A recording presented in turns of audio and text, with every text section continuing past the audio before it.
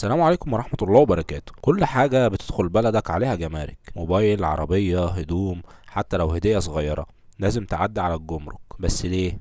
هو احنا بنستورد من بره وبنشتري بفلوسنا، ليه بندفع تاني؟ ويعني ايه جمرك اصلا؟ الموضوع مش وليد اللحظة ولا مجرد قرار اقتصادي، دي قصة طويلة بدأت من آلاف السنين، ووراها حروب وملوك وتجار وصراعات على السلطة. في الفيديو ده هنعرف الحكاية كلها، بس لو أول مرة تشوفنا ما تنساش تعمل لايك وتشترك في القناة عشان يوصلك كل جديد. كلمة جمارك جاية من كلمة تركية ومنها دخلت للغات كتير، بس قبل كده في العصور القديمة كان في نظام اسمه العشور، يعني تاخد 10% من قيمة البضاعة اللي داخل البلد. أول ناس طبقوا نظام شبيه بالجمارك كانوا الفراعنة، اللي كان بيعدي بالنيل أو يدخل أرض مصر من حدودها كان لازم يدفع مقابل الدخول.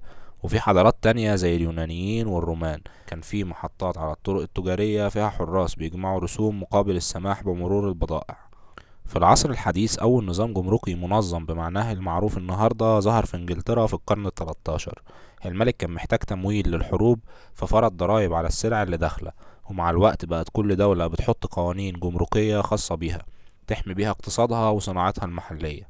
ليه الدول بتحط جمارك؟ أول سبب هو حماية المنتجات المحلية. لو المنتج المستورد أرخص من المحلي الناس هتشتري المستورد، فالدولة بتحط جمارك على المستورد عشان المنتج المحلي يقدر ينافس. ده غير كمان ان هو دخل ثابت لخزينة الدولة. الجمارك بتدخل مليارات سنويا وبتساعد في تمويل مشروعات البنية التحتية، كمان بتساعد على التحكم في السوق. الدولة ممكن تزود الجمارك على سلع معينة عشان تقلل استهلاكها زي العربيات الفارهة او السلع الكمالية. ده غير ان في بعض الدول بتبيع منتجاتها برخص التراب في دول تانية عشان تدمر صناعتها. الجمارك بتتدخل هنا كوسيلة حماية. في ناس شايفة ان الجمارك وسيلة لحماية السوق، وناس تانية شايفة انها عبء على المواطن، بترفع الاسعار وتخلي الاستيراد اصعب. في دول طبقت نظام زيرو جمارك على سلع معينة، وفي دول تانية بتستخدم الجمارك كأداة ضغط في الاتفاقيات الدولية.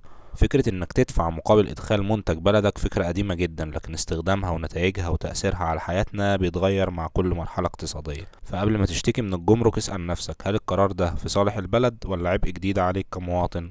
سيب رأيك في التعليقات وشير الفيديو لأي حد حابب يفهم ليه بنسدد جمرك على حاجات احنا دافعين تمنها بالفعل.